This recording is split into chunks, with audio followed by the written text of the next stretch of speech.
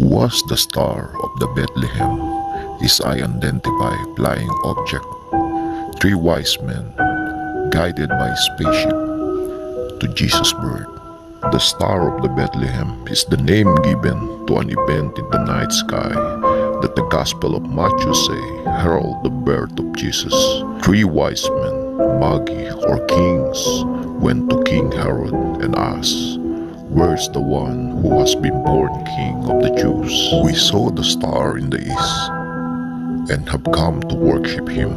After the kings went on their way, the star they had seen in the east went ahead of them until it stopped over the place where the child was, according to the book of Matthew.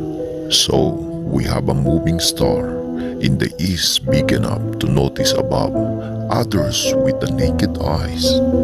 The Bible say the star appeared in the sky, which guided the three wise men to the stable where Jesus was born, where they gave him gifts. So what would be the astronomer and all the scientists can say to all this incredible event on that time? Star of Bethlehem to find the baby Jesus is an enduring part of the Christmas story.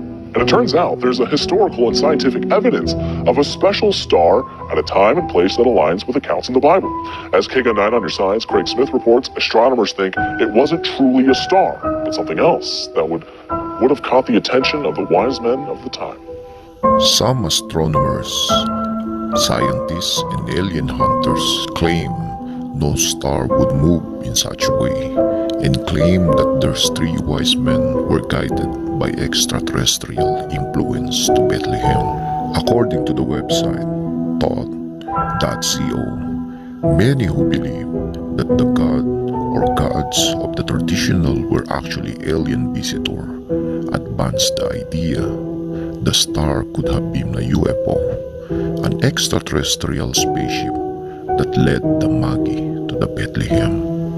As ludicrous as his idea is, it's the only one that explains how the object could have suddenly appeared, moved, and stopped for apparent purpose of pinpointing Jesus' birthplace. Throughout history, Jesus Christ and Christianity have been always linked to alien activity.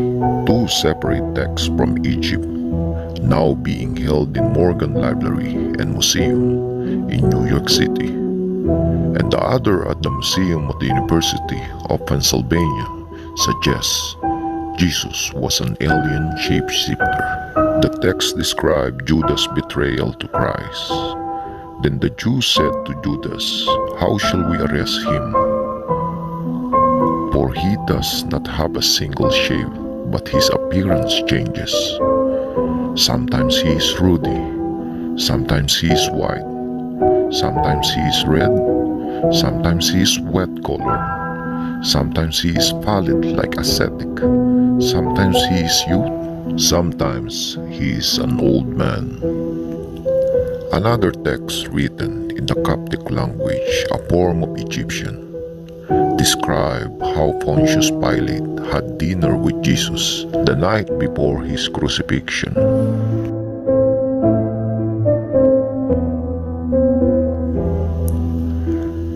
The Roman is considered a saint in Coptic churches.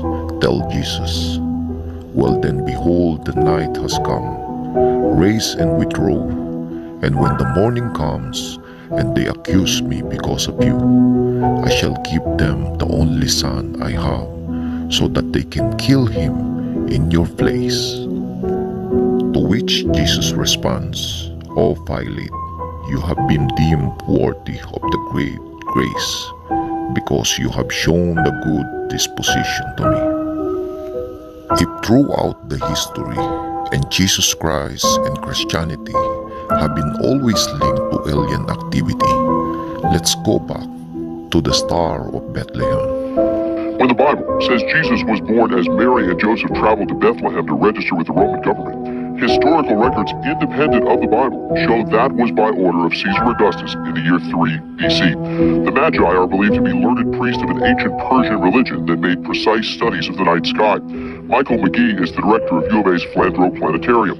He says many cultures that studied the skies saw something unusual about that time. There are Chinese writings, there are Arab writings of the day that all contribute to the history of what was going on, and researchers have lots of material to look over to confirm it all. We celebrate Christmas in the winter because the early church decided to turn a pagan winter festival into a Christian observance. Ancient records actually mention a bright star in the east in August of 3 BC. But what did they really see? Records do not describe something that looked like a comet. They also do not describe something like a supernova, an exploding star. What we know as planets, the ancients called wandering stars because they move through the night sky. You could say, well, there was a bright planet. Like we've seen the planet Venus both in the evening and the morning at times. It's very, very bright. That could easily have been what the bright star was. Problem is, they knew all about Venus. They knew when it came up in the morning and it came up in the evening. They knew that very well. So that wasn't anything new. McGee says records show around the time of Caesar Augustus' order, the big bright planet Jupiter lined up 3 times with the star Regulus, which ancients called the King Star. Ancient skywatchers would see that as a message, but modern astronomers say even that was probably not what became the Star of Bethlehem. And Venus, meantime, had circled around the sun and started coming up in the western sky. And it caught up with Jupiter, and then on roughly June 20th of that following year, I believe it was 2 BC, Venus and Jupiter came in such close conjunction that you couldn't tell that there were 2 planets there anymore. Now the question is that a simple planetary conjunction?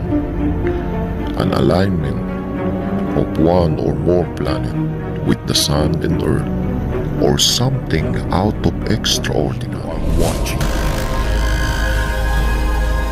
Mystery Go.